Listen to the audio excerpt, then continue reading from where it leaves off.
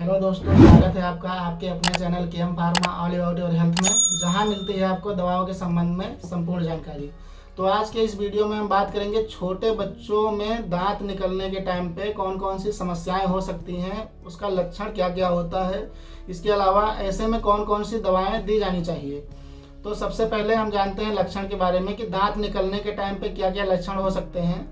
तो ऐसे में छोटे बच्चों के जब दांत निकलने लगते हैं तो ऐसे में बच्चों का सिर एकदम गर्म होने लगता है, यानी कि जैसे सर जल रहा हो उस तरह से अगर आप टच करेंगे तो बच्चों का सिर एकदम गर्म गर्म लगेगा।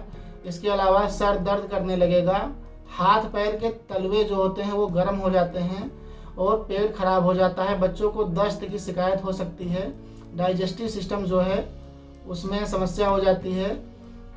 और अगर इसके अलावा बात करें तो बच्चों में पेट में मरोड़ हो सकता है, दांत दर्द करने लग सकता है, दांत निकलने के टाइम पे जो दांत होता है वो दर्द करने लग जाता है। यही समस्याएं होती हैं। तो इनमें हो सकता है बहुत सारे बच्चों को फीवर भी हो जाए।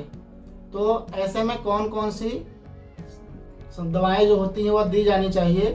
तो सबसे पहले तो दांत निकलने के टाइम पे आइस्टो कैल्शियम सिरप दिया जाना चाहिए, जो कि बच्चों के दांत निकलने में बहुत ही सहायक या हड्डी मजबूत करने के लिए बहुत सहायक होता है। इसके अलावा नौनिहाल आता है, नौनिहाल दिया जाना चाहिए। इसके अलावा ग्राइप वाटर, बहुत सारी कंपनियों का ग्राइप वाटर आता है, जैसे कि कंपनियों का नाम बहुत सारी कंपनी आती हैं तो हम ग्राइप वाटर के नाम से जानते हैं। जैसे डाबर का ग्राइप वाटर हो गया, नौनिहाल हो गया, बाल जीवन घुटी हो गया, जन्म घुटी हो गया, ये सब दिया जाता है।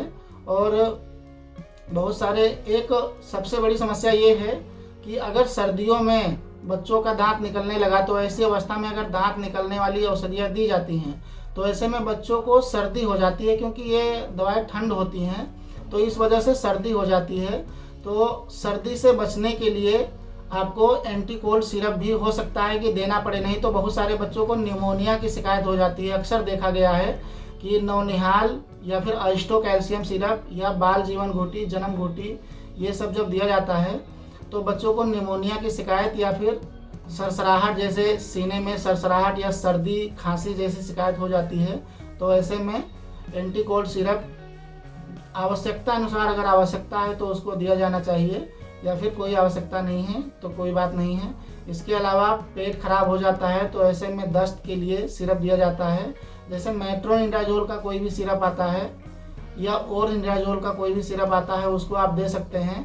बच्चों की एज वेट के अनुसार कि कितना वेट है, कितना उम्र है, उस हिसाब से आप अपने डॉक्टर से कंसल्ट करने के बाद में इसको आप दे सकते हैं। और अगर बदहजमी है तो ऐसे में आप गैस्ट्रिका ड्रॉप दे सकते हैं या अरिस्टोजाइम सिरप दे सकते हैं, या और बहुत सारे एंजाइम सिरप या ड्रॉप आते हैं बच्चों के लिए, तो ड्रॉप आप दे सकते हैं। और अगर फीवर है, ज़्यादा फीवर हो गया है, दांत निकलने की समस्या से लेकर के ज़्यादा फीवर हो गया है तो इसके साथ में एंटीबायोटिक की भी आवश्यकता पड़ सकती है।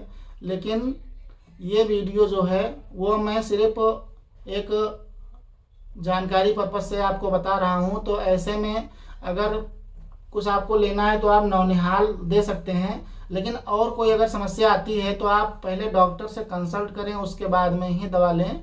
तो आज का वीडियो बस इतना ही।